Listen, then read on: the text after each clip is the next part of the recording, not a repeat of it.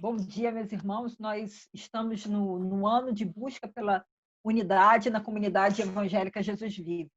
Esse tema foi definido no início do ano de 2020 e, como surpresa, Deus nos trouxe ao isolamento social, o que tornou o desafio muito mais estimulante de ser alcançado. Quando eu penso em esporte, né, cada atleta é mais completo que você, com um planejamento estratégico diverso ao que a gente está acostumado, é sempre um motivo para alavancar o nosso progresso. Então, para vencer, é preciso rever o processo de elaboração de treino, a estratégia, buscar definir novas formas para atingir os nossos objetivos de conquista, de vitória. Então, nós juntamos pessoas que podem nos auxiliar na organização, né, e no direcionamento, né, da carga de treinamento, né, tentando evitar equívoco e casualidade que possam interferir de maneira não satisfatória no desempenho e na formação, né, na sua formação como atleta. Na IBD, eu tenho percebido esse mesmo movimento. Nós não esperávamos o isolamento social mundial, as medidas restritivas de saúde, a falta dos ajuntamentos sociais e também as restringências econômicas.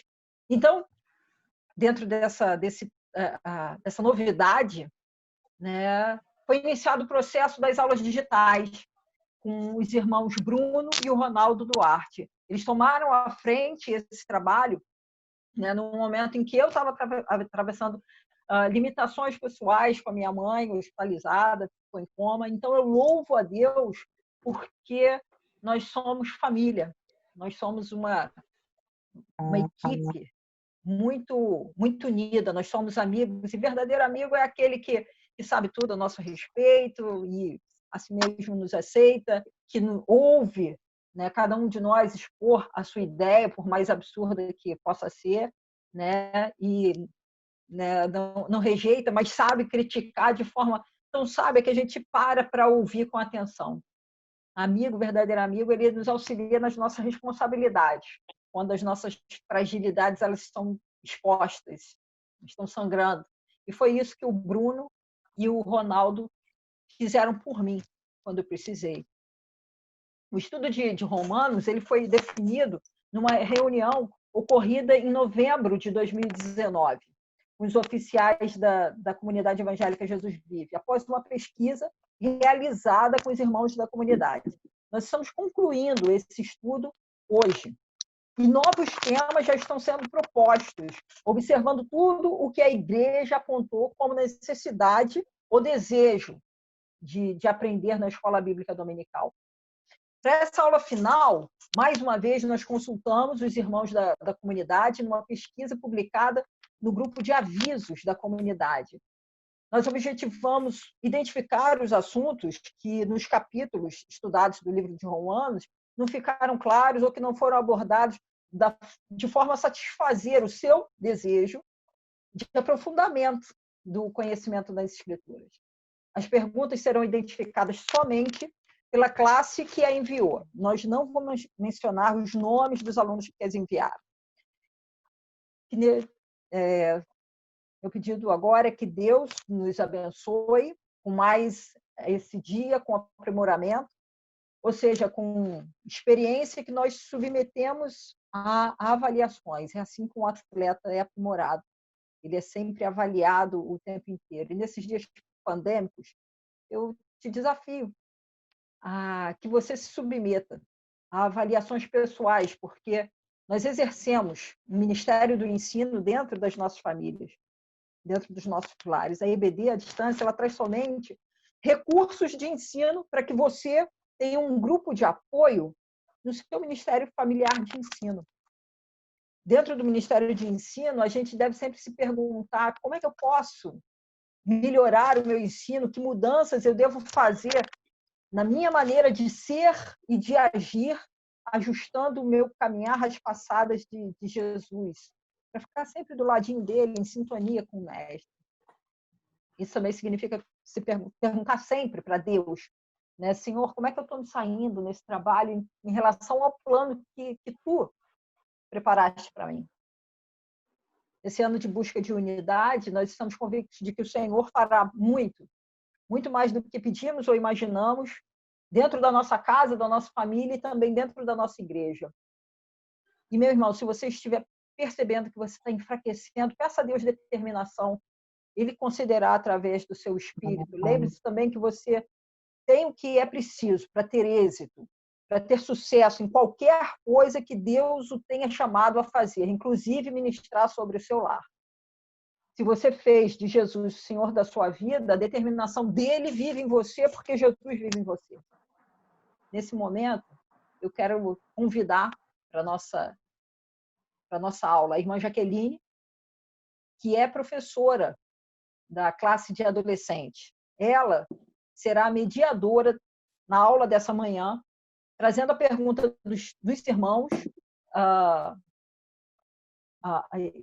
e exigindo, né, dos professores esclarecimentos às questões apontadas pelos irmãos.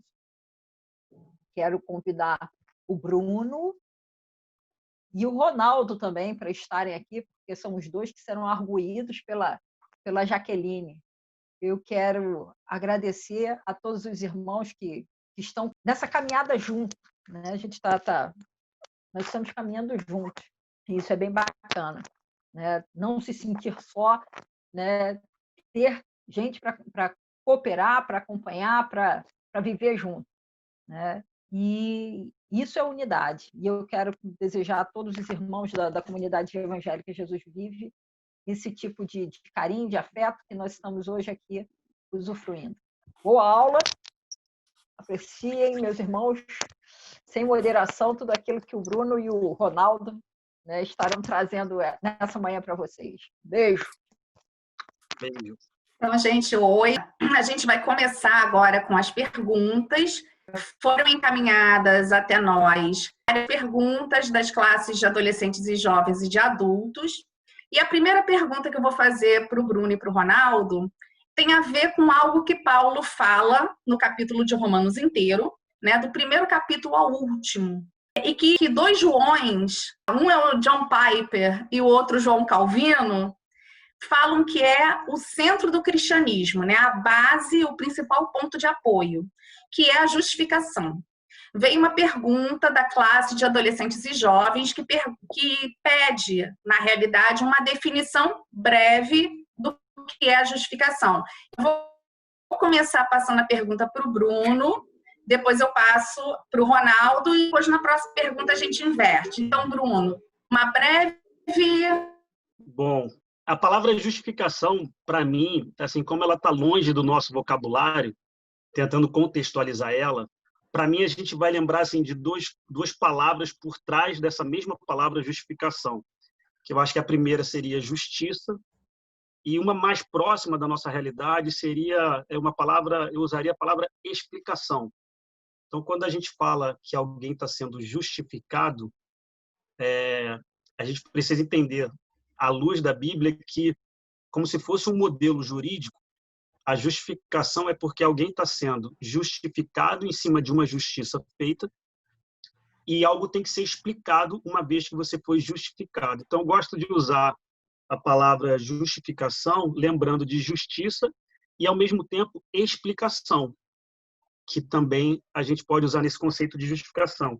E aí a gente vai lembrar do seguinte, que lá no Éden, e aí pegando um pouco desse arcabouço jurídico que sempre está por trás da palavra justificação por conta da expressão da lei de Moisés, quando a gente lembra lá no início, no Éden, uma lei foi quebrada, foi rompida. Existiu uma primeira orientação lá atrás e uma orientação clara, é como se fosse um código penal, vamos colocar assim. Existia uma instrução do que não pode ser feito e falava de uma consequência caso isso fosse feito.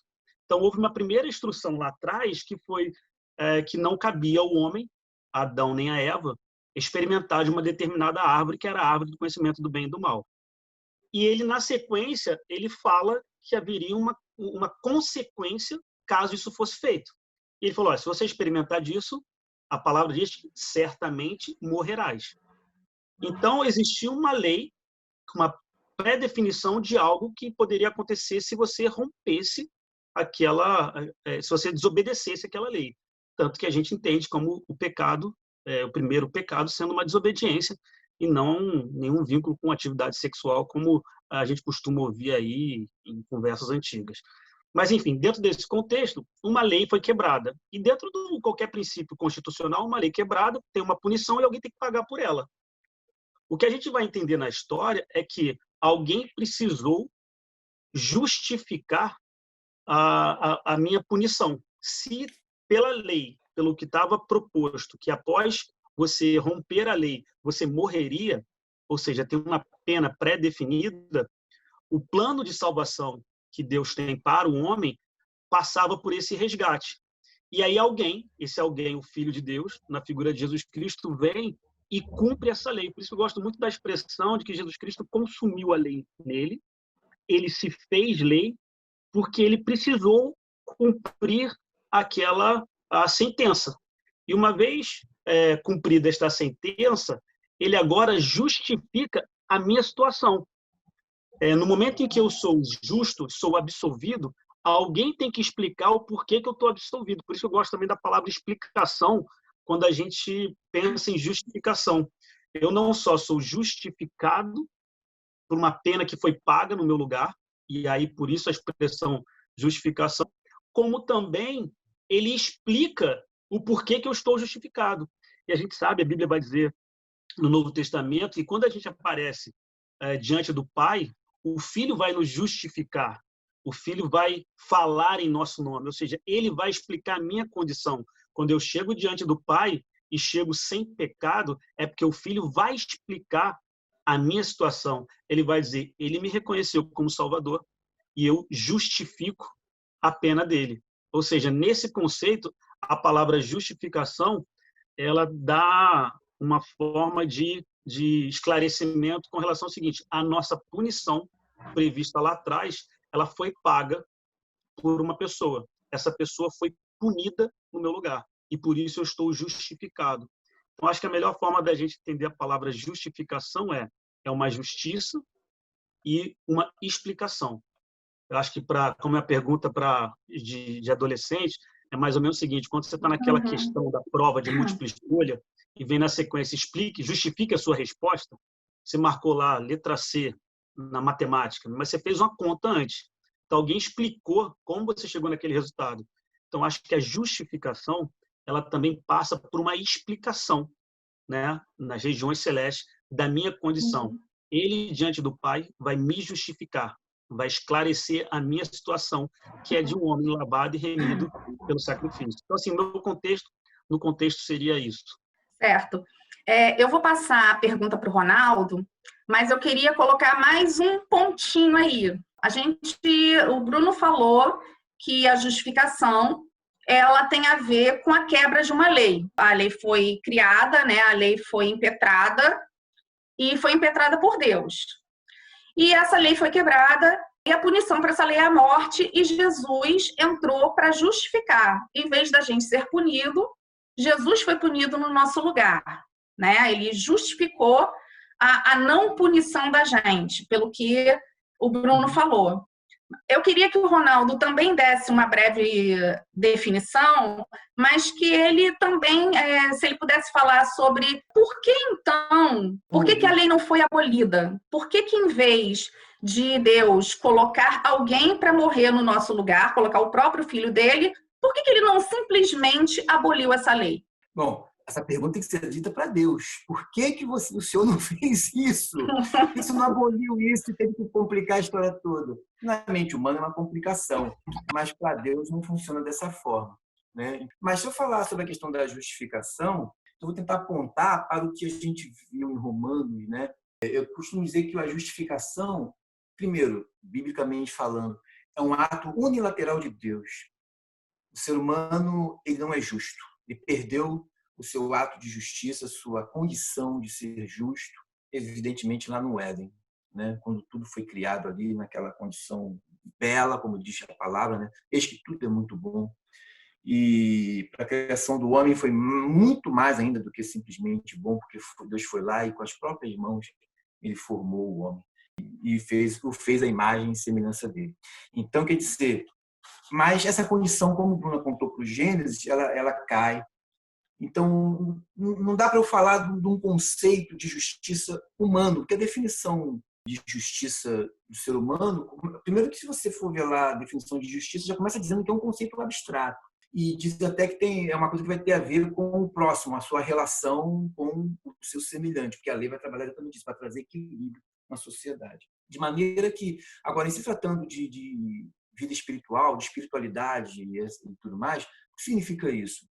O ser humano, estando longe de Deus, ficou longe de Deus, diz a palavra que o pecado causou uma separação, uma muralha entre nós e Deus. Então, Deus sendo ele justo, aliás, eu ia falar isso agora, e santo, não se pode falar de justiça de Deus sem deixar de fora a sua santidade e o seu amor. Deus pratica a sua justiça com base no seu amor. Se eu, Ronaldo, fizer justiça, eu vou atrelar uma palavrinha que se chama vingança. Normalmente é muito atrelada a isso. Eu vou fazer justiça, eu vou fazer vingança.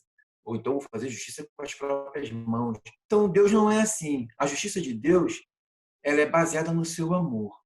De maneira que, quando fala em justificação, é um ato de Deus que me torna justo, eu sendo pecador, sem condição nenhuma de voltar ao estado que eu tinha antes de pecar. Não tem, pela minha condição, isso é impossível. Então, Deus me justifica. Então, justificação é um ato, é unilateral, porque vem somente dele, vem só dele. Não existe participação minha alguma nesse processo. E por ser somente dele, esse ato de justificação, e Paulo começa falando em Romanos, cita o exemplo de Abraão, Abraão foi justificado pela fé. Então, quer dizer, ele pega Abraão como defesa da tese, eu enfatizei muito isso, como defesa da tese dele, a tese da justificação pela fé. Né? Por que é a tese da justificação pela fé? Porque disse lá que ele creu, e isso lhe foi imputado por justiça. Então, isso aí se tornou um modelo da fé cristã, da doutrina da fé cristã, para pregar, para confirmar que a salvação é pela fé e não pelas obras. Isso vai se tornar um modelo. Ele creu e por isso lhe foi imputado por justiça. Então, é um ato unilateral de Deus que torna o ser humano pecador justificado desse seu pecado. E uma vez justificado, ele retorna à condição que tinha antes. Aquela muralha que foi levantada por causa do pecado, ela é derrubada no instante em que este operar de Deus que justifica o ser humano, essa muralha é desfeita. E vai lá para Romanos 5, onde fala que uma vez sendo justificados por Deus, temos paz com ele. Então, é restaurada aquilo que havia. A paz entre a humanidade e Deus é restaurada. No instante em que a justificação ela entra no coração, na vida de cada ser humano. Então, é um ato unilateral de Deus que me torna justo. Agora sim, eu sou justo. Deus me coloca na posição de justo. E somente na posição de justo que eu vou poder estar na presença dele, vou poder adorá-lo, vai poder haver comunhão. Não tem como haver comunhão entre Deus e um homem em estado de pecado, sem ter essa consciência. Portanto, a justificação é um ato de consciência de Deus na minha mente, no meu coração. Uma vez havendo isso, é restaurada a minha paz entre eu e Deus, e ao mesmo tempo eu posso andar com passos livres para adorá-lo, amá-lo, e tudo mais que a gente sabe que advém dessa boa relação. Agora, tu me fez uma outra pergunta, né, já? Como é que foi? Por que Deus simplesmente não aboliu essa lei em vez de ter que punir alguém? Mandar o filho dele, enviar o filho dele para morrer no nosso lugar. Por que ele simplesmente não aboliu? Definitivamente é uma pergunta que tem que ser feita para Deus, sem sombra de dúvida. Sim, está anotada. Isso aí é uma pergunta que tem que ser feita para ele.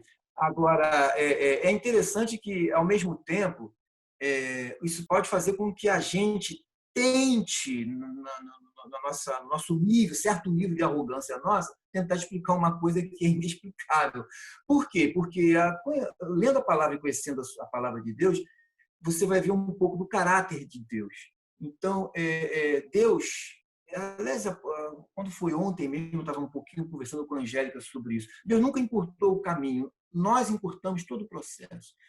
Essa pergunta é a mesma pergunta que pode ser feita, por exemplo, quando Deus girou para José e falou, quando Jesus era menino ainda, criança, né? Pega o menino e vai para o Egito porque Herodes intenta matá-lo. Fica lá até que Herodes morra, e então você volta. Por que Deus não matou Herodes logo? Você entende? Por que ele dificultou o processo? Podia ter matado Herodes. Então, por que ele, ao criar, ele quis fazer a revelação especial, a revelação mais especial, profunda com Israel? A gente viu que no capítulo 1 de Romanos era uma revelação geral, através da natureza e tudo mais. Por que ele teve que criar um povo? Por que ele teve que chamar Abraão, do nada, começar do zero o processo? Instituiu uma nação? Por que ele já não começou com uma nação rica? Tinha o Egito do lado, tinha a Pérsia, a poderosa Pérsia. Muito bem, eu posso muito bem chegar e transformar o coração deles e colocar a minha lei no coração dessas pessoas, e Deus pode fazer isso mesmo. Então, por que ele não fez? Eu acho que Deus não interfere na história humana, muitas vezes não interfere. Existe um problema que é do ser humano e ele tem que saber tratar, que é com a sua própria história, né? Então, a história humana tem que ser narrada e descrita pelo próprio homem. O homem é o protagonista de sua própria história. Então, acho que Deus quis trabalhar exatamente dessa forma. E primeiro, começar por aí. E depois, uma vez que o homem caiu no estado de pecado, como eu disse que por si só ele é incapaz de fazer isso, somente ele, justo, santo, poderia vir e corrigir essa história. Entendeu? Então, talvez esse seja a resposta mais concreta. Uma vez que eu, em estado de pecado, não tenho condição de sair dessa situação, somente ele, sendo ele justo, perfeito, poderia se encarnar. Aliás, esse é um mistério que Paulo vai revelar, que a gente falou no capítulo 16. É um mistério que estava como mistério e que foi revelado. Qual é o mistério? A encarnação. Somente ele poderia se encarnar. Então, o método, o plano tinha que ser esse. Porque ele, olhando do alto céu, e viu que não havia mais justo nenhum. Então, ele precisava vir e se encarnar. Então, é uma história humana e que ele teve que intervir nessa história. Agora, ele poderia fazer tudo diferente?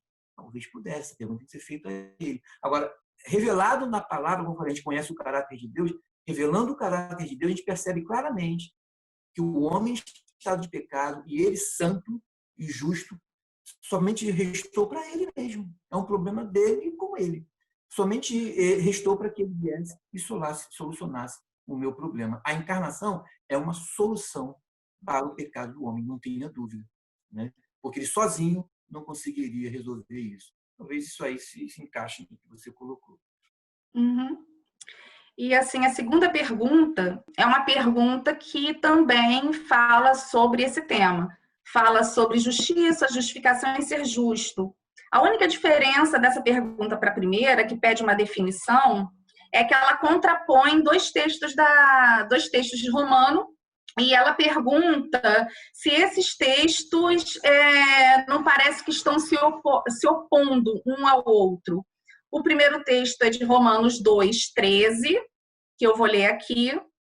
Porque justos diante de Deus não são aqueles que somente ouvem a lei, mas os que praticam a lei é que serão justificados. Ela acha que tem uma oposição, a pessoa que fez a pergunta, com o seguinte texto: porque ninguém será justificado diante de Deus por obras da lei, pois pela lei vem o pleno conhecimento do pecado, pois todos pecaram e carecem da glória de Deus, sendo justificados gratuitamente por sua graça, mediante a redenção que há em Cristo Jesus. Né? Parece que o primeiro versículo fala sobre a prática da lei. Quem praticar a lei será justificado. E o outro versículo, ele diz que a graça é graça, né? Ela vem de graça. É totalmente free, totalmente grátis. E ela vem mediante a redenção que há em Cristo Jesus. Então, ela fala sobre esses dois versículos. Se há alguma coisa que vocês ainda responderam na pergunta anterior, vocês podem usar essa pergunta agora para falar também de justificação e para falar também se tem alguma oposição entre esses dois versículos. Não existe contradição, né? A Bíblia aponta muito para isso, né? Um passo a passo, em passo a passo. A lei, por exemplo, foi um passo, a graça é o segundo passo. Quando Paulo fala lá no verso 13 de Romanos 2, é o versículo que está em questão, porque os simples ouvidores da lei não podem afirmar que a lei puramente salva sem observar o contexto que está dentro do próprio versículo. Porque os simples ouvidores da lei não são justos diante de Deus, vírgula. Mas os que praticam a lei hão de ser justificados. O que Paulo está querendo colocar aqui? Que o simples fato de você ouvir, evidentemente, e João também vai fazer essa mesma aplicação lá na sua carta, e João também fala sobre isso, para a gente não ser ouvinte, né? Mas a gente tem que ser praticante do evangelho, o princípio é o mesmo. A questão aqui está em que Paulo está observando nas pessoas que a observância da obediência da lei. Não bastava você apenas conhecer a lei, mas estava em questão aqui aqueles que obedeciam à vontade de Deus expressa na lei. Essa é a questão. Tá? Uma vez que a gente já sabe que Deus expressou a sua vontade na natureza, que houve uma revelação especial através da lei para o povo de Israel, é que na lei a vontade de Deus está expressa ali. O indivíduo tem que observar. A obediência não era na letra fria, mas na vontade de Deus expressa nessa lei, nessa letra. E isso jamais foi condenado por Jesus. Jesus não condena a lei, Jesus condena exatamente as tradições que os judeus criaram em cima da lei para burlar a lei. O próprio Paulo vai falar que a lei era boa, né? Mas o fato que a gente está falando aqui que a lei é boa e que Jesus, na verdade, ele não vai contra a lei, que ele cumpre a lei, não quer dizer que a gente vai andar segundo a lei, porque Paulo é claro, a lei ficou para trás, nós somos cidadãos da graça. Eu quero ver com vocês, para provar para vocês, para todos nós aqui, lá em Lucas, uma coisa que me chama muita atenção, que eu gosto muito da experiência de Simeão, lá em Lucas capítulo, logo no início do nascimento de Jesus, para você ver que Jesus nasceu debaixo da lei. E os pais dele pegaram ele e levaram ele ao templo para cumprir a lei, diz o texto. Então, a lei, o problema não estava na lei, né? Estava no que fizeram dela depois. E mais tarde, Paulo vai dizer que ela, por si só, não salva mesmo. Mas, como havia pessoas justas que acreditavam no espírito da lei, acreditavam na revelação de Deus através da lei. Olha só, tinha um homem que fazia isso no tempo de Jesus. Jesus já era pequenininho ainda, um bebê. A graça estava se instituindo. Olha só o que diz o texto aqui para esse homem. Havia em Jerusalém um homem chamado Simeão, homem este justo e piedoso, que esperava a consolação de Israel. E o Espírito Santo estava sobre ele. Olha, estamos no período da lei ainda. A matança dos animais está em pleno vigor aqui ainda. Revelou o Espírito para ele, o Espírito Santo, que não passaria pela morte antes de ver o Senhor, o Salvador, o Messias. Este homem acreditava em quê? Acreditava na lei. Está dando para ver? É o que Paulo está falando aqui, quando Paulo falou isso aqui depois. Mas aqueles que praticam a lei hão de ser justificados. Mas na letra fria da lei, não. Mas no Espírito revelado pela lei. Ou seja, é o Espírito da lei, que é a vontade de Deus expressa na lei. Esse homem, Simeão, acreditava, como muita gente de Israel acreditava na lei. Ele, ou seja, acreditava na revelação de Deus através da lei. É isso que Paulo está falando. Isso aí nunca foi problema algum. Agora, isso passa a ser passado depois que Jesus realmente nos inaugura com a graça. Ele morre, evidentemente que a lei aponta para isso, para a morte do Cordeiro. Uma vez que ele é sacrificado e ressuscitado, tudo que a gente já sabe, evidentemente que a lei ela passa a não ter mais valor na nossa vida. Ele cumpriu ela por mim. Porque Simeão tentava cumprir a lei. Mas não é o ato de cumprir a lei, tá? É o ato de crer na revelação de Deus expressa nela. Porque Paulo vai dizer que é impossível ser salvo, porque se você cumprir todos os itens, mas furar um, você anulou todos. Então, a questão não está em cumprir a lei. Isso é impossível, Paulo fala. Mas, e sim, em crer na revelação de Deus feita na lei. Sim. E, Bruno, você quer pontuar alguma coisa? Não, eu acho que assim, quando você pega os dois versículos isolados, parece uma contradição. Só que a gente tem que recapitular o seguinte: a carta de Paulo aos Romanos, ele inicia o capítulo 1, o capítulo 2 e o capítulo 3 com uma mensagem introdutória para gentios e judeus, tornando os dois lados indesculpáveis do distanciamento de Deus. Ele vai dizer que os gentios são indesculpáveis porque a criação revela a presença de Deus, e vai falar para os judeus que eles são indesculpáveis por conta da própria lei. Se a gente pegar os dois versículos isolados, o Ronaldo colocou perfeitamente. Assim, ele parece que tem uma contradição, mas tem palavrinhas-chave aí nesses dois versículos que parecem antagônicas, mas não são. Quando ele fala que eles não deviam ser somente ouvintes da lei, mas praticantes, aí lá no outro versículo, que acho que no 3:20, ele vai dizer que aqueles que praticam a lei, eles não vão ser salvos. Parece que tem uma contradição. É que, na verdade, eu vou usar uma palavra parecida com a do Ronaldo, o Ronaldo colocou bem, que é o espírito da lei. A outra palavra que a gente pode usar é a motivação que você tem diante da lei. Você ser um ouvinte da lei, simplesmente ela está ao largo da sua vida. E se você também pega a lei e vai pelo esforço físico, a gente vai ver que Paulo usa isso ao longo da carta de Romanos, porque as pessoas usavam a lei como um esforço humano para alcançar uma redenção. Lembra que até então, a única justificação que existia era o cumprimento da lei. A graça, a figura de Jesus Cristo ainda não tinha sido manifestada. Então, a lei era o único caminho para se justificar. Só que o que está por trás da letra, ela é morta.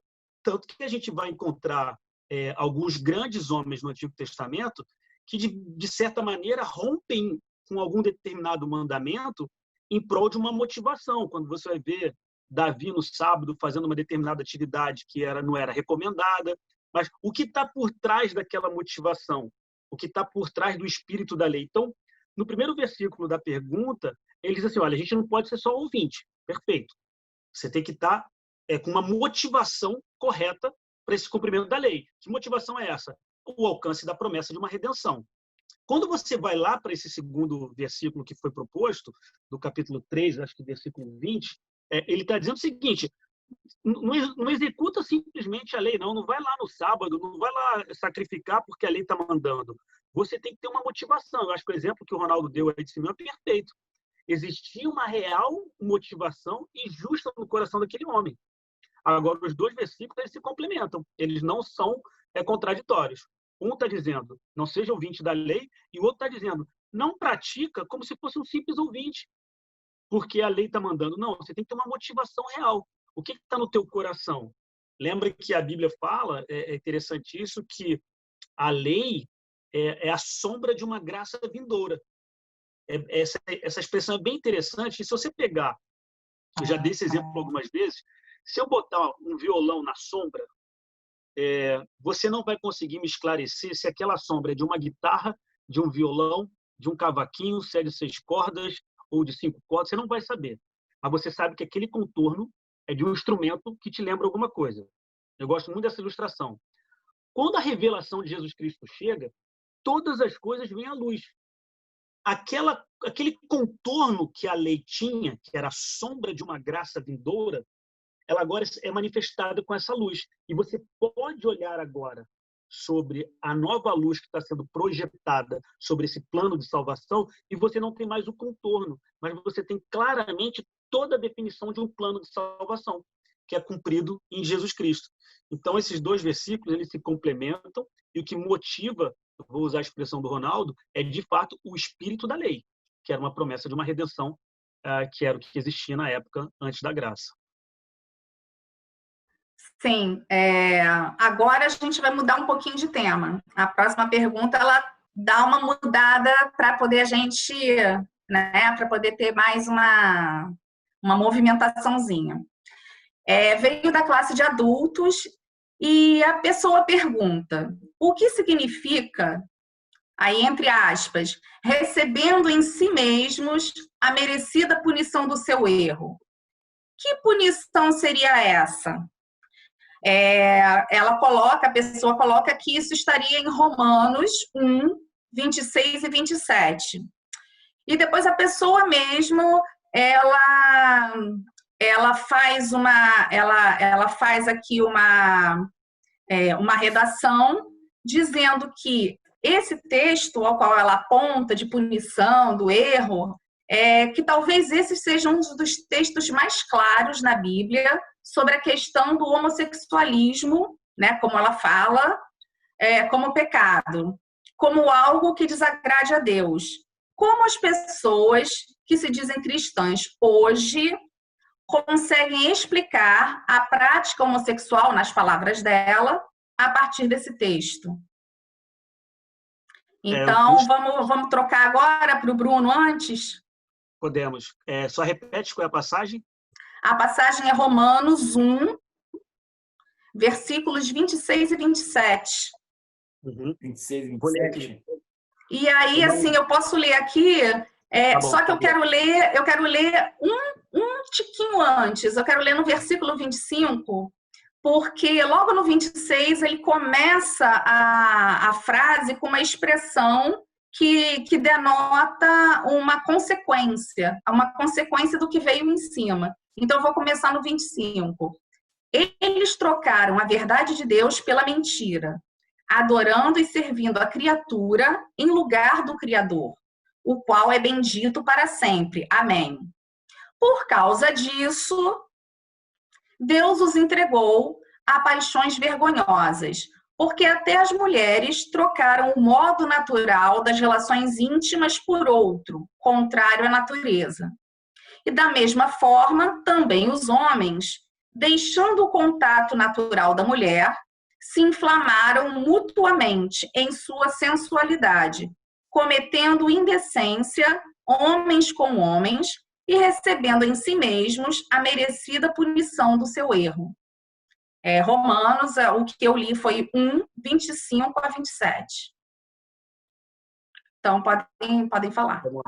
Não, é ótima essa pergunta. E ela é bem polêmica mesmo, mas a palavra é muito clara.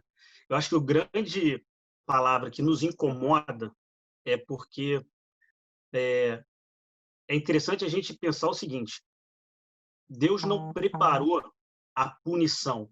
Quando ele fala que a palavra-chave aqui é que Deus os entregou a consequência dos seus atos. Então, na verdade, existe sim uma condenação, ou melhor, uma consequência para a sua escolha. Então, nesse momento em que o homem, e aí, de novo, recapitulando a motivação da carta aos Romanos, e a gente está no capítulo 1 de Romanos, o que está levando Paulo, o que motivou Paulo a fazer essa introdução no capítulo 1? Né? Por que ele quer falar isso para essa igreja?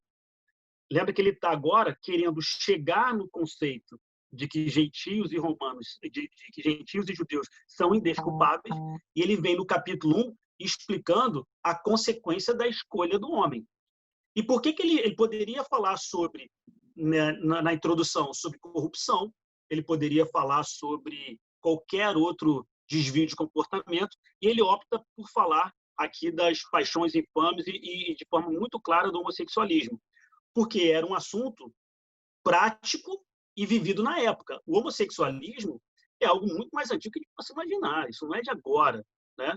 E o fato dele citar isso não é porque existe uma escala, né, um marcador de nível de pecado, um pecadômetro, né? Então, agora eu vou falar de um pecadão, que é o enorme, que é o homossexualismo.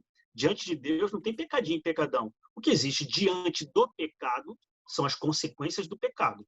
Se eu pratico uma mentira para um amigo de forma prática, a consequência é pequena. Se eu mato uma pessoa, a consequência é muito maior.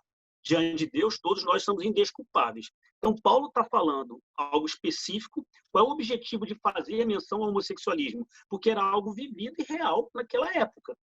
Já era em Roma, o Império Romano já se iniciava na sua elite, a prática de festas, o homossexualismo já era algo vivida entre eles. Então, ele resolve falar disso. Mas o que ele está deixando claro é o seguinte, a consequência, lembra que ele está querendo entrar no capítulo 2, no capítulo 3, para falar que os dois são indesculpáveis. Então, ele está introduzindo um pecado que é comum para eles da época, dizendo, olha, todos vocês são indesculpáveis, porque vocês optaram por essas paixões infames. Né? De novo, e por conta dessa opção, vocês têm agora uma consequência, que é vocês foram largados à própria sorte.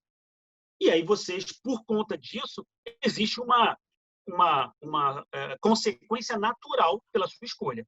Então, sem fugir da polêmica, o homossexualismo é o pecado que Paulo escolhe para fazer menção de se tornarem desculpáveis diante de Deus. Então, esse é o contexto. Agora, não existe, é importante, porque o homossexualismo é um tema muito real, é um tema que está dentro das igrejas, mas o mais importante que o papel da igreja tem que olhar para esse momento não existe um dosímetro, né? Uma régua de pecado, mas consequência. Então, que Paulo, no capítulo 1, ele escolheu um pecado para dizer, vocês são entregues às decisões e às consequências de vocês, para que ele possa entrar na sequência falando que ambos são indesculpáveis, porque ele vai na frente falar desta redenção, inclusive para esses homens. Se você pegar a passagem isolada, você de novo volta com o conceito de que é um Deus carrasco, ansioso, furioso lá em cima, caçando pecadores aqui embaixo. Na verdade, lembra que ele está fazendo uma introdução no início do livro para chegar na justificação. E voltando lá na primeira pergunta que foi feita, eu vou traduzir a palavra justificação e justiça por uma outra, que é salvação. Toda vez que a gente olha para o Novo Testamento e encontra a palavra justificação ou justiça, o Ronaldo colocou bem, não é a vingança dos homens. Justiça é um conceito no coração de Deus que se chama salvação. A justiça de Deus foi salvar o homem. Então, capítulo 1, ele está introduzindo, dizendo que ambos são indesculpáveis, faz uma introdução de um pecado típico da época, que é o homossexualismo, e fala, por conta da opção de vocês, Deus os entregou a essa consequência. Agora ele vai na sequência falar da redenção, para que a gente não olhe o versículo isolado e, de novo, a imagem de um Deus com lupa lá de cima, procurando pecadores para condenar e jogar no inferno, quando, na verdade, é um plano de redenção durante todo o capítulo de Romanos da justificação de Deus. Sim. Ronaldo, você tem mais alguma coisa a acrescentar? Não, só duas frasezinhas. Uma dita até pelo pastor Hernandes, né? Ele fala uma coisa interessante que eu tenho notado sobre isso até na minha própria Bíblia, né? Não existe nada pior do que você receber de Deus aquilo que você, nesse caso aqui, desejava. Por exemplo, o teu filho, se você disser sim, sim, sim para ele o tempo todo, você já sabe que vai criar um monstrinho lá na frente, né? Você tem que dizer não de vez em quando. Então, eles receberam de Deus aquilo que eles desejavam. O que eles desejaram? Afastarem-se de Deus. E se afastaram de Deus.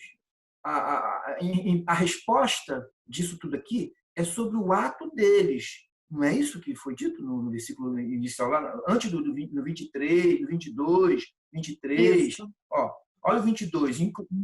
Inculcando-se por sábios, tornaram-se loucos, achando que a sabedoria humana é maior que a sabedoria de Deus. Rejeitaram a sabedoria de Deus. E mudaram a glória do Deus incorruptível em semelhança de imagem de homem. Começaram a criar imagens de escultura, inclusive imagens bizarras para a adoração, né? Então, quando ocorreu tudo isso, o afastamento de Deus levou Deus a dizer o seguinte: olha, é isso que vocês querem? É isso? Então vocês terão. Então, o Hernandes ele fala uma coisa muito legal. Ele fala disso, receber de Deus aquilo que desejaram. Eles desejaram como?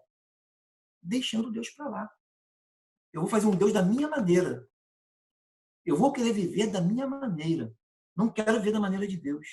Ora, se você não quer viver da maneira de Deus, aí diz o verso. 3 vezes essa frase se repete. Por isso Deus entregou tais homens à imundícia. Depois, verso 26, por causa disso, os entregou Deus, verso 28, e por haverem desprezado, olha aqui, vai confirmar essa poder de Deus, o próprio Deus os entregou a uma disposição mental reprovável. Então, não tenha dúvida que a punição de Deus aqui, né, Deus permitiu que o pecado tivesse seu desenvolvimento natural na história da vida humana. Ele simplesmente permitiu. O pecado foi se desenvolvendo naturalmente na vida humana. E com isso, foi dando ao homem aquilo que ele desejava. Se o homem desejou, então Deus permitiu. E a pessoa que colocou a questão do homossexualismo até coloca como sendo talvez o texto mais explícito sobre isso. Talvez o texto mais explícito, porque inclui também a mulher.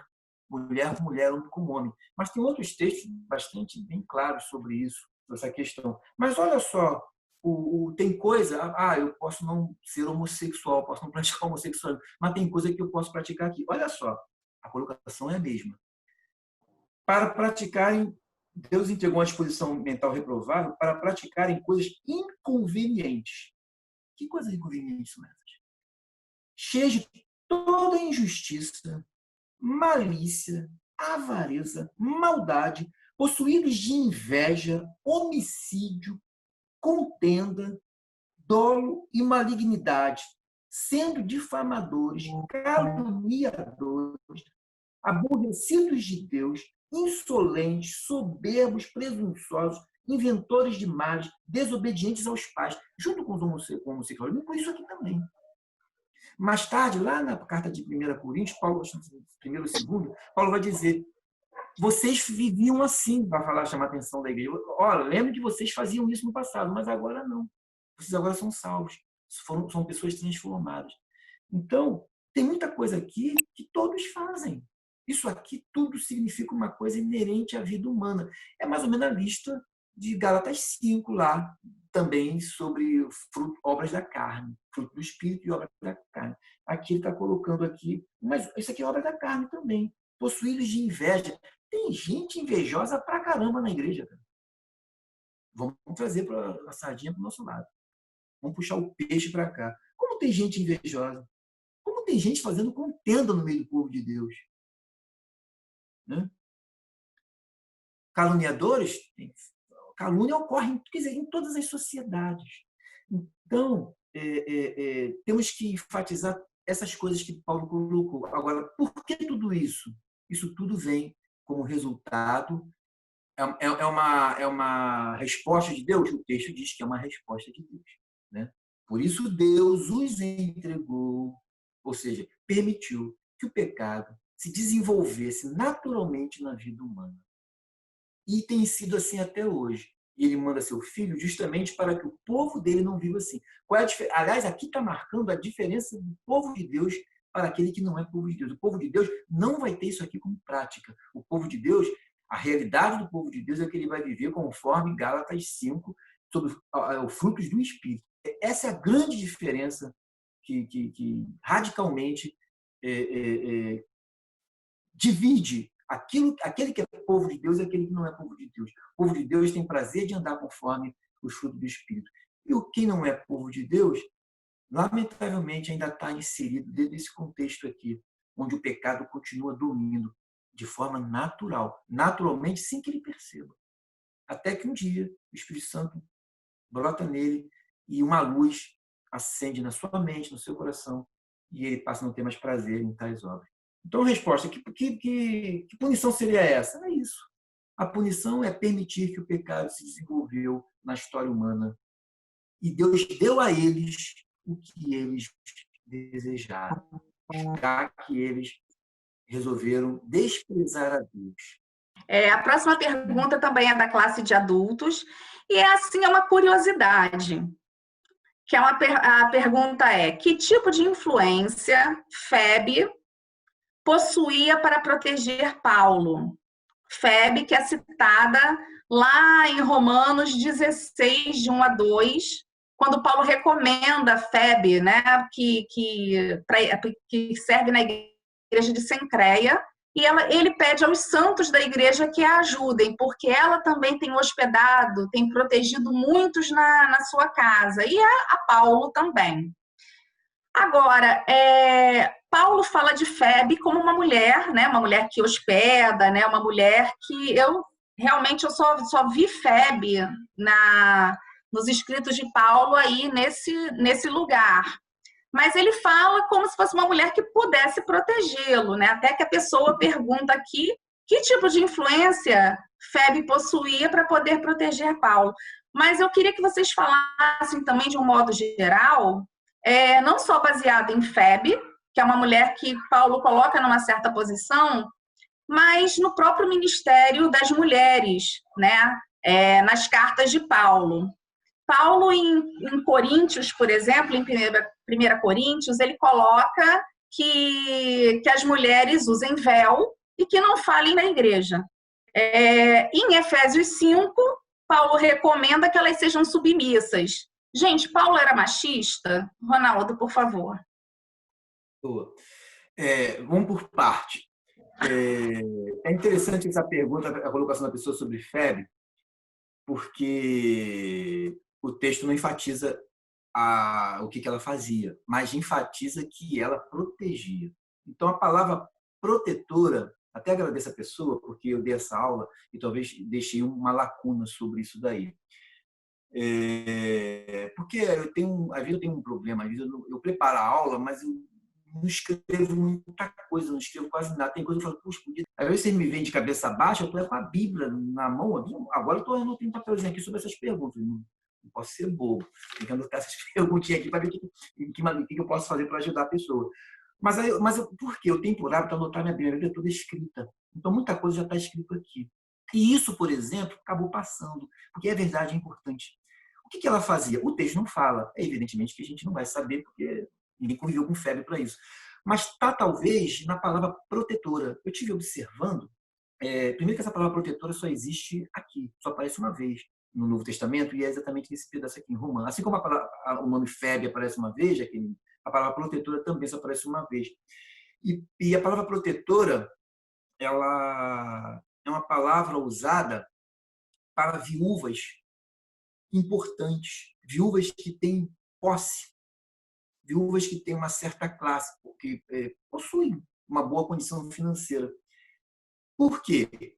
Viúva, evidentemente, porque a tarefa que ela vai fazer, uma mulher casada não vai fazer esse tipo de tarefa. Uma mulher casada, Paulo fala claramente sobre isso, fica sujeita ao marido, evidentemente. Então, uma vez que ela se torna viúva, esta mulher, sendo ela uma pessoa importante, né? Ela, lamentavelmente, passou um bicho preto aqui atrás. Aí eu vi o Bruno rir, por que o Bruno está rindo? É do gato, né, Bruno? Então, o que acontece? Como todo bom bruxo tem um gato preto, você agora tem um gato preto. Para mostrar que a gente está aqui descontraído, né? A gente está aqui descontraído, nada aqui foi totalmente programado como a gente pensa. Então, de maneira que essa palavra protetora indica que ela era uma viúva e que ela usava a capacidade dela e o que ela tinha, né, como sua herança e tudo mais, para ajudar pessoas. Então, ela trabalhava normalmente em socorro de pessoas mais pobres e também de pessoas idosas. Então, era uma pessoa que fazia isso. Então, a utilização da expressão protetora leva a isso. Então, o que Febe fazia? Ela era protetora, ou seja, ela era uma pessoa que cuidava de pessoas idosas, de pessoas mais pobres, e no caso aqui Paulo fala, inclusive me ajudou muito, foi muito útil para mim, ela me ajudou bastante. Quer dizer, com certeza ela ajudou Paulo também, financeiramente, ajudou, contribuiu nas suas viagens missionárias. Ela é uma pessoa ela é de Corinto, ela está em Corinto, ela está sendo enviada para Roma, e possivelmente ela foi a pessoa que levou a carta de Paulo, ou seja, uma mulher importante. Extremamente importante para estar levando a carta, ela estava sendo portadora da maior carta teológica de Paulo. Não é pouca coisa, não. Então, só uma pessoa influente poderia chegar a Roma com uma carta dessa. Paulo não entregaria a carta na mão de uma pessoa qualquer. Então, Febe realmente é de extrema importância. O que indica a importância dela é a expressão protetora, que é uma expressão usada no grego, que denota exatamente tudo isso que eu falei aqui agora. E que ela foi a portadora da carta. Se não fosse Febe, nós não teríamos na nossa mão esse compêndio teológico, essa coisa maravilhosa, que serviu de base para todos os demais teólogos, ao mesmo tempo serviu de base para muita briga que vai ocorrer na reforma, né? Depois, né, dos reformadores, mas está aqui, é bênção pura para a gente. Digo na interpretação de alguns temas. Né? Então, Febe realmente foi uma pessoa maravilhosa. A outra pergunta que você falou é que aqui mostra claramente que Paulo já não era machista. Ele Sim. está Eu falei assim, valor, em vista das outras cartas, por exemplo, quando ele pede para as mulheres não falarem ou para serem submissas, o que é isso? Por que Paulo fala isso para as mulheres e Febe ele colocou numa posição um pouco mais então, elevada? É aquela questão. Paulo explica Paulo, né? Você tem um texto onde Paulo está elogiando uma mulher e você vai ver depois o texto de onde Paulo vai cercear o comportamento de algumas mulheres. Olha, o que é isso? Paulo está se contradizendo, mais ou menos na mesma linha que foi da resposta agora que o Bruno falou. O versículo 23, lá do capítulo 21 do capítulo 3, não contradiz, né? Ele até explicou depois. Paulo não se contradiz. O que você tem em Coríntios, e principalmente em Éfeso, as mulheres de Éfeso, vou partir para Éfeso. Em Éfeso, Éfeso era a capital da Ásia Menor. Portanto, é uma cidade importantíssima. E ela tinha ali, a principal divindade de Éfeso era a deusa Diana, a Diana dos Efésios. Portanto, é uma cidade onde a proeminência feminina estava acima da masculina. Isso era um ponto. Onde as mulheres controlavam tudo, controlavam dentro de casa. Isso é a história que narra. Tá? Então, quando Paulo pede para que a mulher fique calada, em Éfeso ele faz essa colocação, pede para que a mulher fique calada, porque em Éfeso, na igreja de Éfeso, as pessoas se convertiam e estavam vindo para a igreja trazendo o mesmo conceito dela.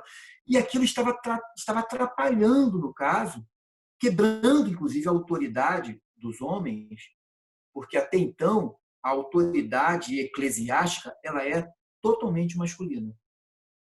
Totalmente masculina. Aliás, é até bom colocar isso, porque ele diz aqui no texto de Febe, eu coloquei isso na aula.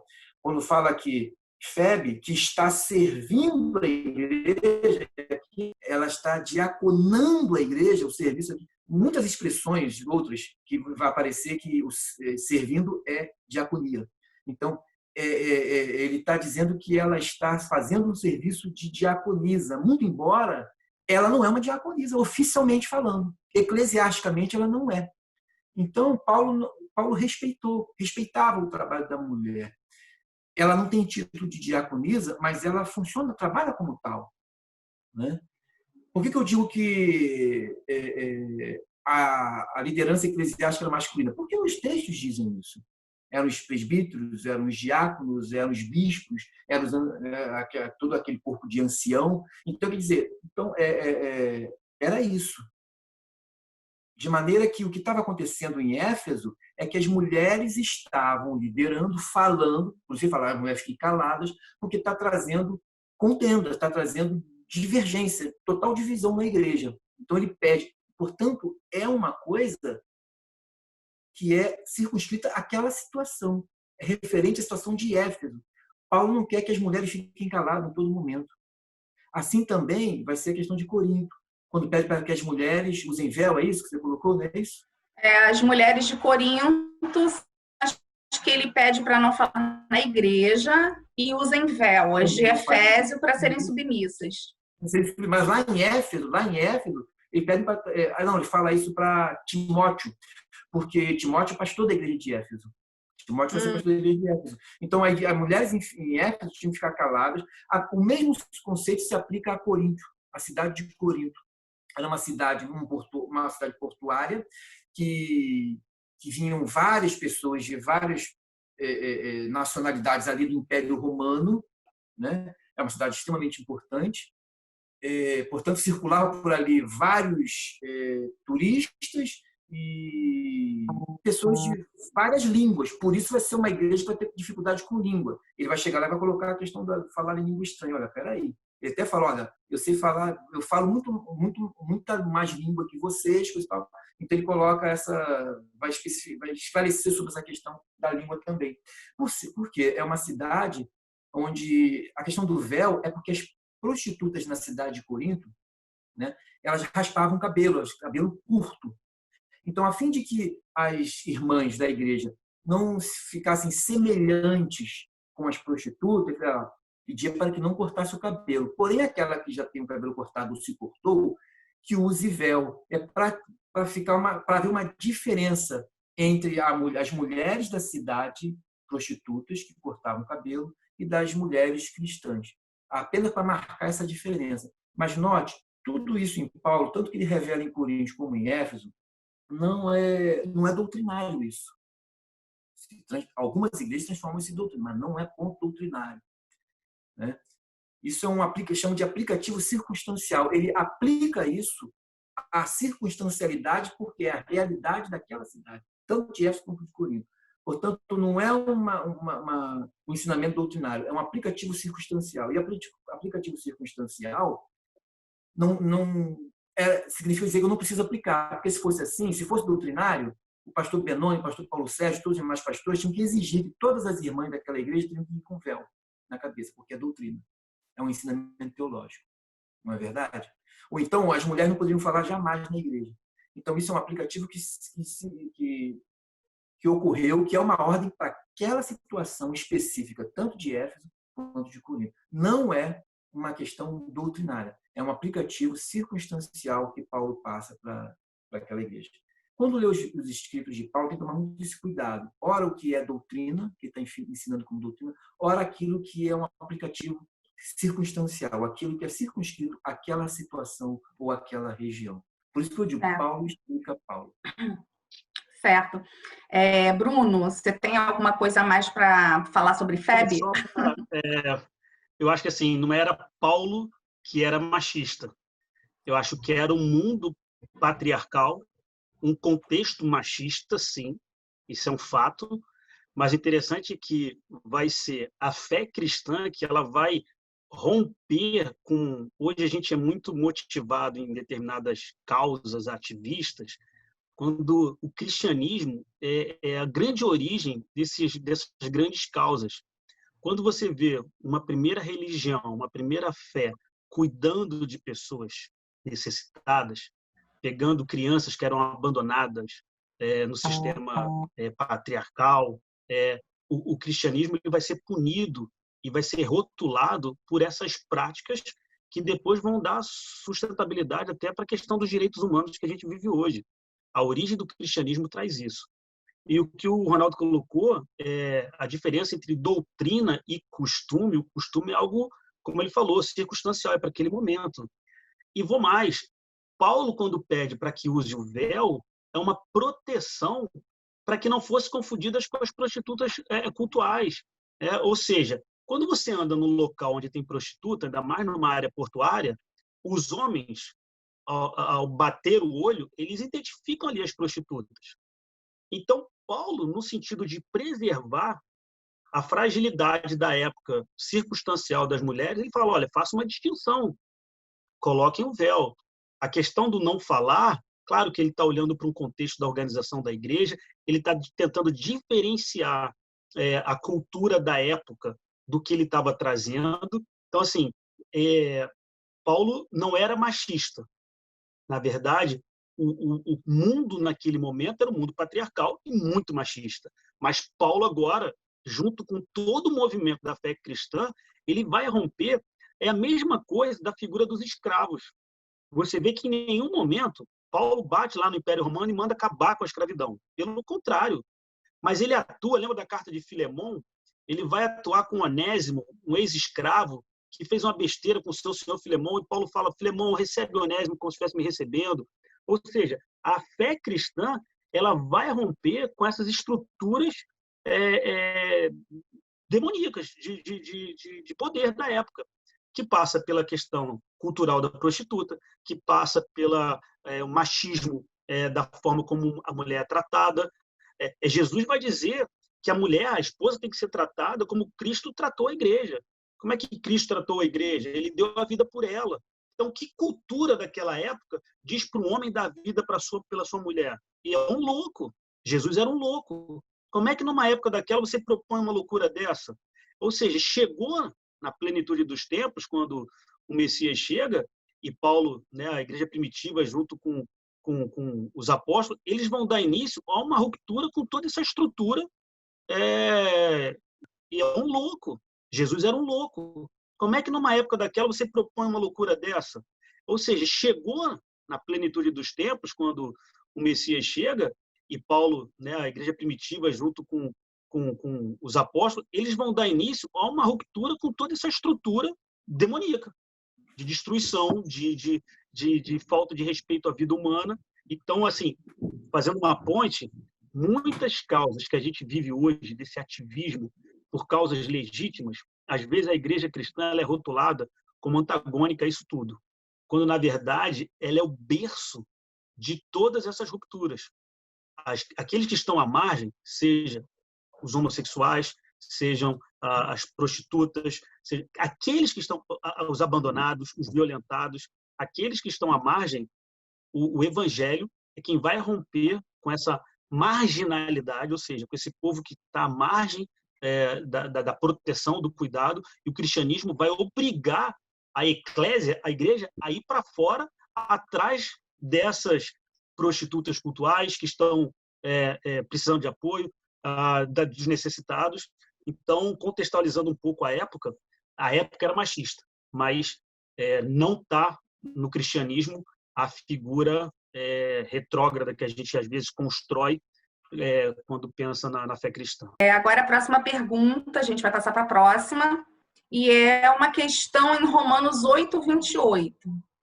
A pessoa diz o seguinte, da classe de adultos: sabemos que todas as coisas cooperam para o bem daqueles que amam a Deus, daqueles que são chamados segundo o seu propósito.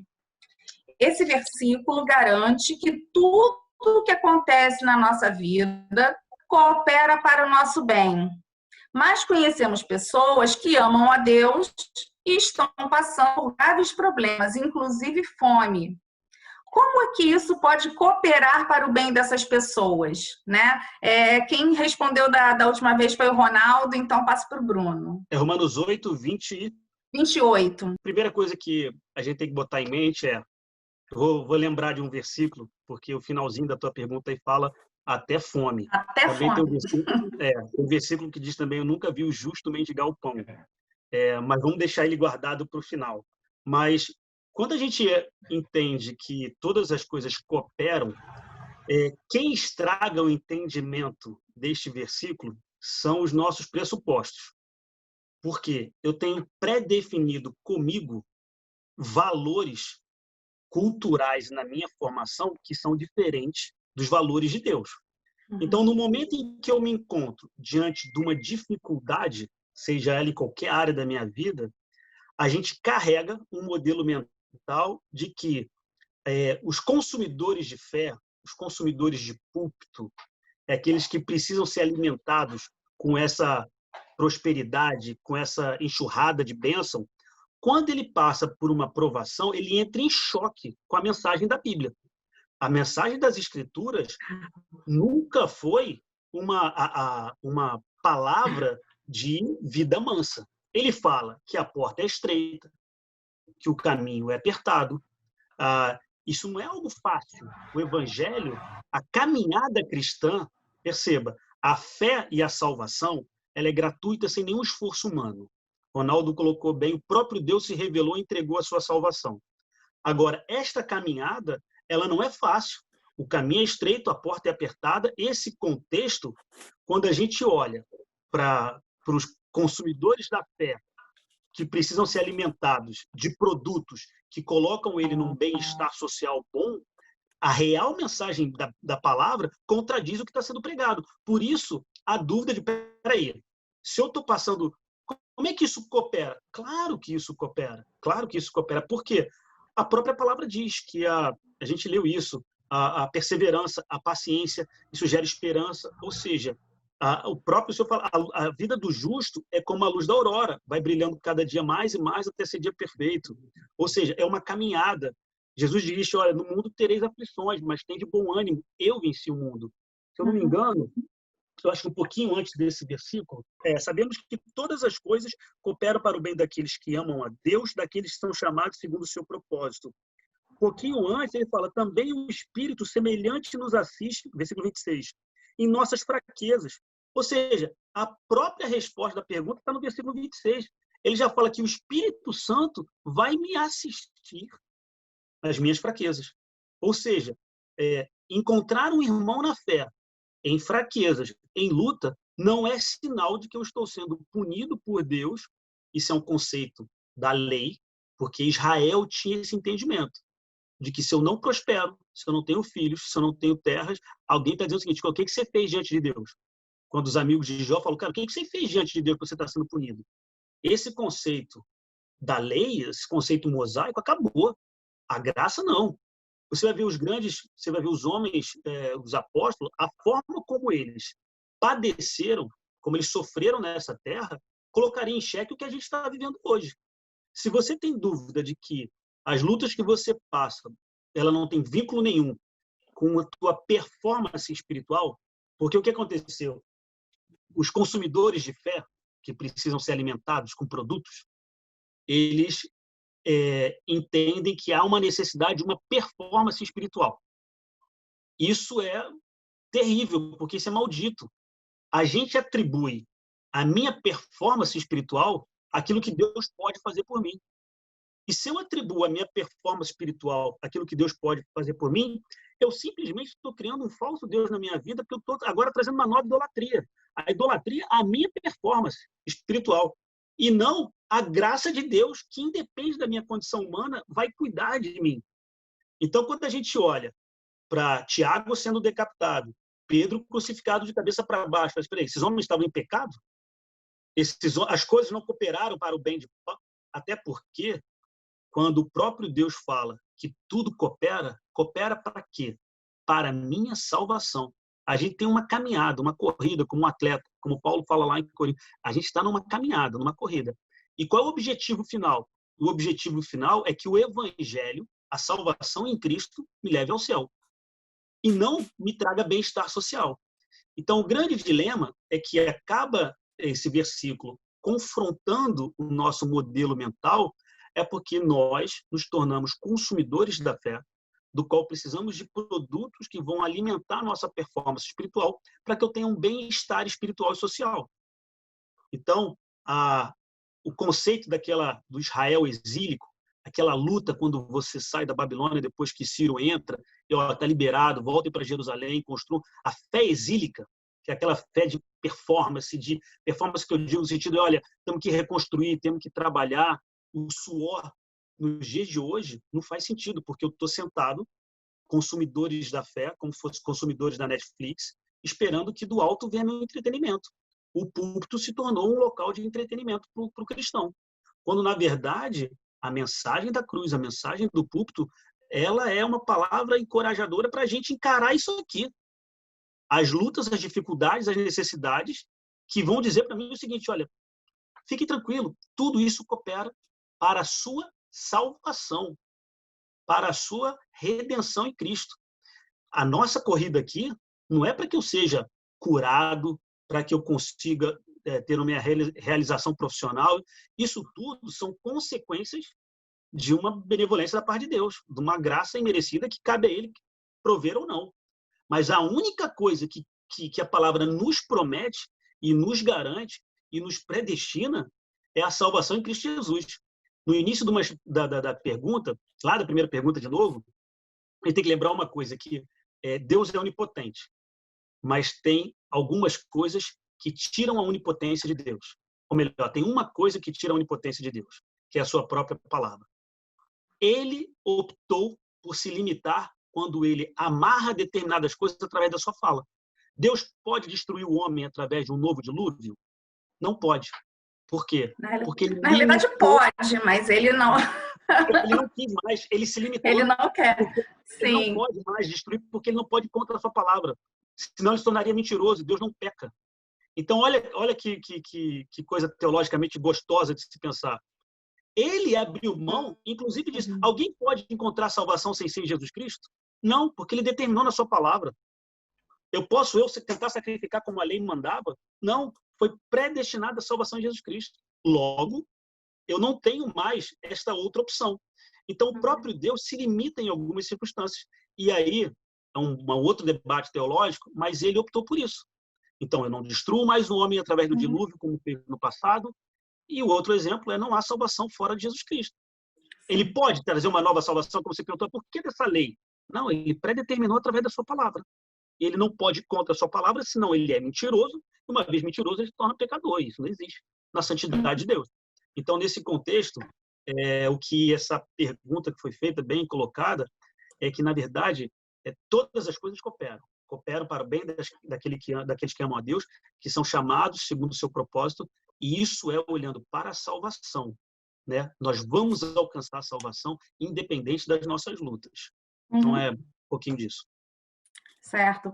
Ronaldo, antes de passar para você, eu queria só comentar o seguinte, né? O Bruno colocou a questão da performance, né? A questão de você achar que se algo acontece com você é porque você tá pecando, ou de alguma maneira você está fora da palavra de Deus, né? Se todas as coisas cooperam para o bem daqueles que amam a Deus, então acontecer algo com você, será que é porque você não ama a Deus verdadeiramente? Será que você encobre algum pecado na sua vida?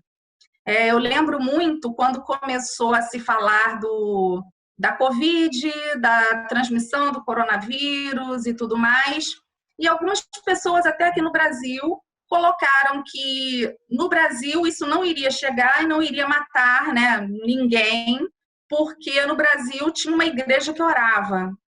E que isso não seria tão devastador. E aí, como é que fica isso? Essa coisa da performance, né? A performance que muita gente quer demonstrar, uma performance daqueles que estão na igreja, como o Bruno falou, consomem como se fosse Netflix, né? Pegam cada vez um estudo bíblico diferente, como se fosse um entretenimento. Aquela pessoa que não tem, assim, que não pode passar por nenhuma dificuldade, né? Porque aquilo vai contra a palavra de Deus. E essas pessoas que acham que não pode acontecer nada com elas, porque se tudo coopera para o bem daquele que ama a Deus, uma dificuldade que acontece na vida de uma pessoa pode acontecer nada com elas, porque se tudo coopera para o bem daquele que ama a Deus, uma dificuldade que acontece na vida de uma pessoa pode revelar que ela não ama a Deus. Então, queria que você falasse um pouquinho sobre isso. Criaram um evangelho do bem-estar. Criaram um evangelho de Colossíntidas. Eu costumo dizer isso, uma coisa minha, uma invenção minha, de Colossíntidas. O que é Colossíntidas? Lembra que é veneno?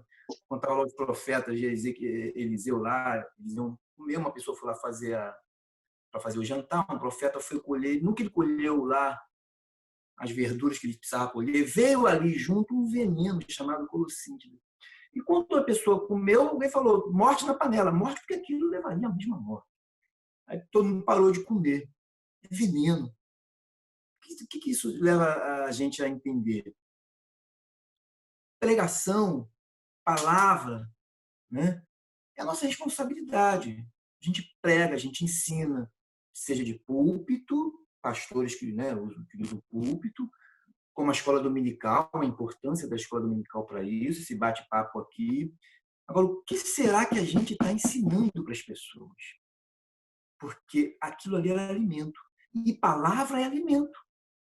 Vocês têm dúvida de que o que a gente está passando aqui é alimento espiritual para a vida das pessoas? Eu não tenho dúvida nenhuma, isso é alimento espiritual.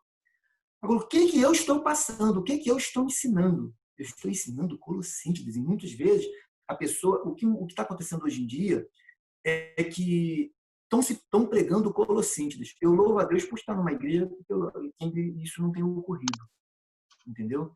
Porque é uma igreja extremamente democrática, onde os pastores ouvem os seus membros, e se houver qualquer queixa, está aqui o Bruno como um dos líderes para confirmar, eles vão acatar, vão ouvir alguma queixa de um irmão, e assim vai. Entendeu? Então, lamentavelmente, essas coisas acontecem, você fala, isso não vai acontecer, não vai chegar aqui, até o dia que um monte se levante como testemunha contra a minha vida. Como Deus falou lá em Osés. Eu tenho uma questão contra vocês, Israel, o povo de Judá. Eu vou abrir um tribunal entre eu e vocês e vou chamar os montes como testemunha entre a gente. Até o dia em que o monte se levante como testemunha para desmontar e provar contra mim as mentiras que eu tenho ensinado e pregado. Quando essas coisas vêm. É quando a desgraça vem, quando a fome vem. Porque essas coisas são inerentes à vida humana.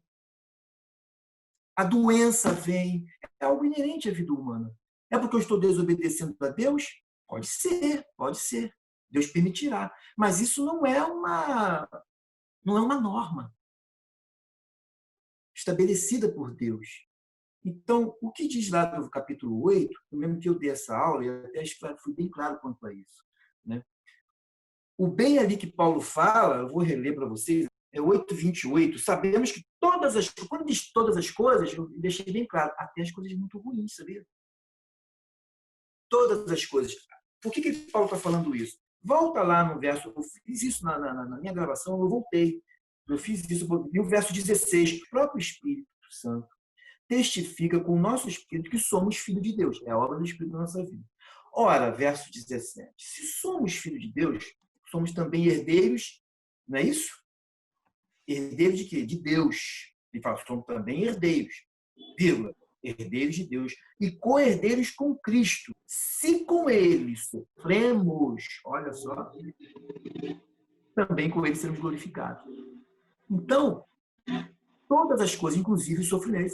Ele está falando que se com Ele sofremos, e Paulo vai falar no verso 18, porque, para mim, tenho por certo que os sofrimentos do tempo presente não podem se comparar com a glória a ser revelada. Portanto, um crente pode passar por fome? Claro que pode, meu irmão. E tem passado. E glória a Deus que quando ele está numa igreja que socorre ele, e a igreja de Jesus tem socorrido, né? Quantos crentes recebem bolsa de alimentação que a igreja oferece? Não tem que ser claro, porque a gente, né? E não é verdade? Dá para que ele não passe fome. Um crente não pode, uma pessoa convertida não pode ter fome nunca se ele está ligado a uma comunidade. É uma vergonha para aquela comunidade. Um servo de Deus está passando por fome. Se ele está inserido dentro de um contexto de comunhão. É dever da igreja socorrer. Agora, se ele está passando por fome, é falta de fé dele? Absolutamente. E digo mais, nesse momento de pandemia, a gente tem que abrir os olhos. A fome, isso é dito estatisticamente comprovado. Os jornais estão abarrotados falando sobre isso. Vai aumentar a fome. A ONU já levantou isso. E você acha que servo de Deus não vai passar por esse momento?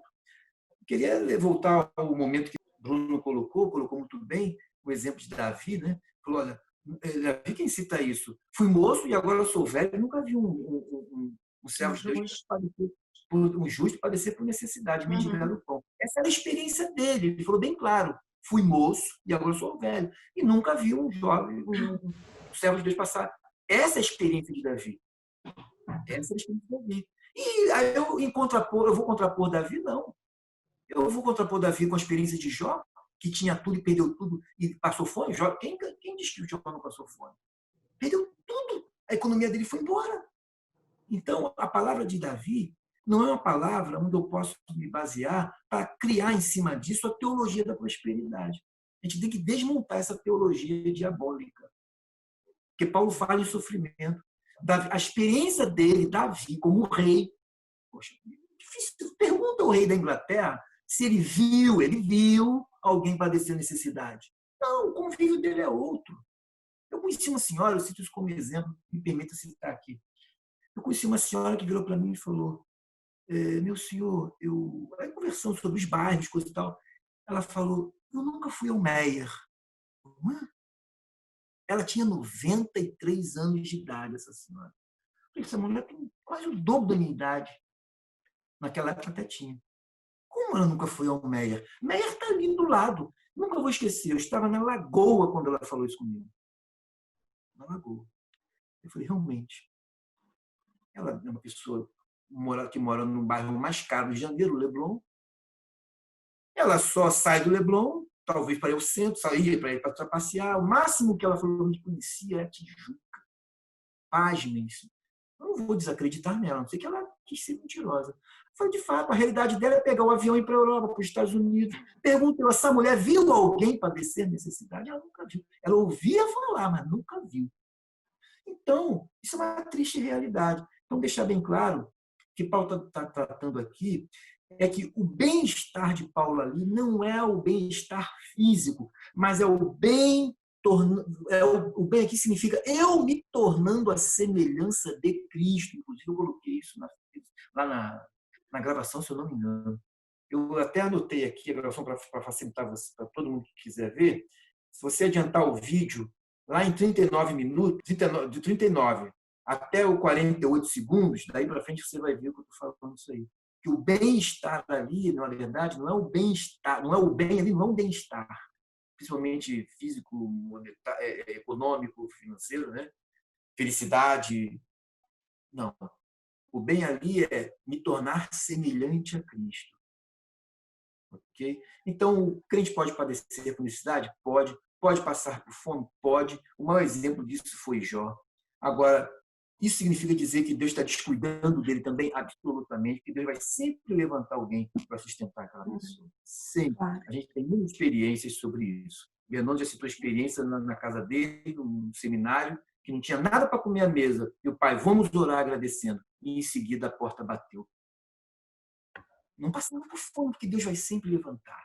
Agora, o justo pode passar por não ter pão? Pode. Pode não ter pão. Mas ele vai ter pão, porque Deus vai dar. Deus vai sempre levantar alguém para dar. Eu posso não ter dinheiro para comprar comida hoje. Está cheio de crente com essa mesma situação. Vamos tentando traduzir hoje para o nosso vocabulário de hoje. Eu não tenho dinheiro para comprar comida hoje, vou dar um exemplo. Isso é a falta do pão. Mas Deus vai levantar. Deus vai levantar. Levanta a igreja, levanta o que for.